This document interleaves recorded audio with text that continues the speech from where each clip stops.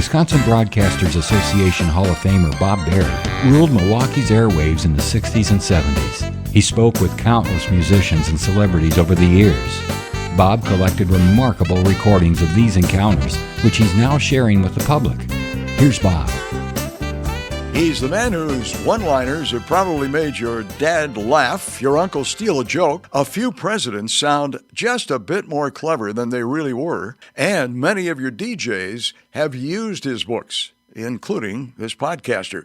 Writer, humorist, political speech whisperer, the incomparable Bob Orben is on today's podcast. From stand-up stages to the White House, Bob's career has been a masterful class in making words work. Short, sharp, and smarter than you'd think. So grab your cue cards and get ready for a crash course in comedy, timing, and the power of a perfect punchline. One of the presidents Bob wrote jokes for was Gerald Ford. Bob Hope couldn't be here. I resent him going around the country commercializing on my golfing inadequacies. He makes a lot of money telling how badly I play. The other day we played up in Vail, Colorado, and came up to the first tee, and somebody was out there and they said, hey Bob, what's your favorite foursome? Bob said, Jerry Ford, a faith healer, and a paramedic. He's a former writer for Red Skelton, and he is Vice President Ford's. Hello. Good morning, Bob. Yes. This is Bob Berry at WOKY Radio on the air here in Milwaukee, Wisconsin. How are you this morning? Fine. How's yourself? Good. Listen, I just heard, and I knew, of course, that you wrote for a lot of famous comedians, and this just happens to be Senior Comedians Week. I don't know if you knew that. No, I didn't know that. But so I thought it'd be fun to call you this morning and find out if this is really true. I heard that you write for Vice President Gerald Ford. Where did you hear that?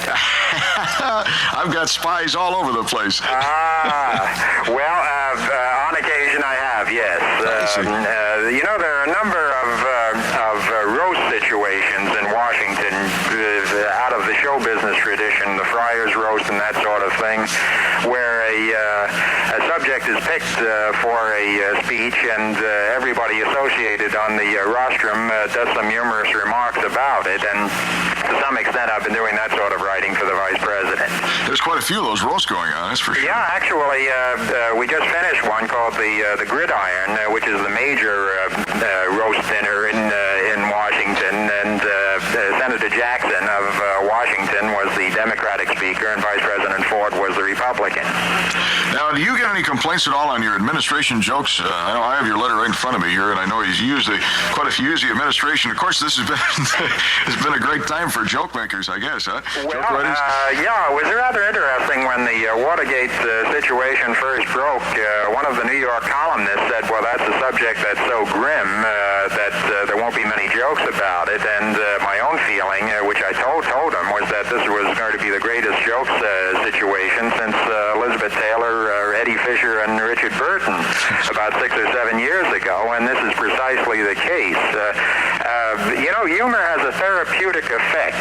When a subject gets to be very grim or frightening, one of the ways of throwing a sort of a comforter on the situation is to do humor about it. It diffuses the situation. That's right. So I think the Watergate jokes are good. They put things into perspective. Now, do you kind of watch it now? Like, if you come up with an idea for a joke and you think it would really offend, would you drop it out? But if it's a really great joke, I imagine you'd have to think twice, huh? Well, I try not to come up with jokes of any sort that offend. I try to come up with jokes that point out the reality of a situation. Now, sometimes if you're on the receiving end of that, you hurt a little, but if you look at current comedy or any of the books that I've written, most of the jokes are start off with an I in front of it, or my son or my wife or me. So you've got to put yourself also as the butt of a joke situation. You know, when you write for a major political figure, most of the jokes are turned in against that person, not against in a hard sense, but they're self-depreciatory jokes. They take a powerful figure and make him human size, and that's the the essence of political humor. It's not putting down the other person so much as gently kidding yourself. Do you have a joke for us this morning, Bob, on the transcripts? Well, actually, I have a whole issue out on the transcripts, but I'll wait until it gets in printed form. You'll probably be getting your copy next Saturday. Just read the transcripts, right? Well, I'm a little appalled at the language. I can remember when people swore like a trooper rather than a president. Yeah. And I'm a little concerned about that.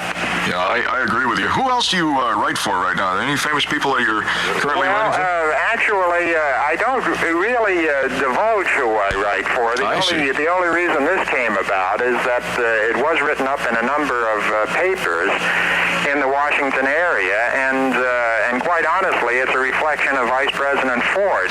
When I first joined the staff, I said that normally I don't get much publicity in this sort of writing situation, and he said, well, on my staff, everybody is open and above board. If anybody asks you what you do, you tell them, and that's how it made the papers. I see. But normally, my feeling is that people aren't paying me to do publicity for myself. Well, I'm glad to hear that everything's above board there in Washington. WOKY, Bob Berry, 1992. Thank you for listening to Bob Berry's Unearthed Interviews. Be sure to subscribe and rate our podcast wherever you find your podcasts. You can find all our episodes at WisconsinBroadcastersMuseum.org. Check out Bob Berry's book, Rock and Roll Radio Milwaukee. Book sale proceeds support Donate Life Wisconsin. Special thanks to Wisconsin Historical Society and for financial support from WBA Hall of Famer Terry Bond.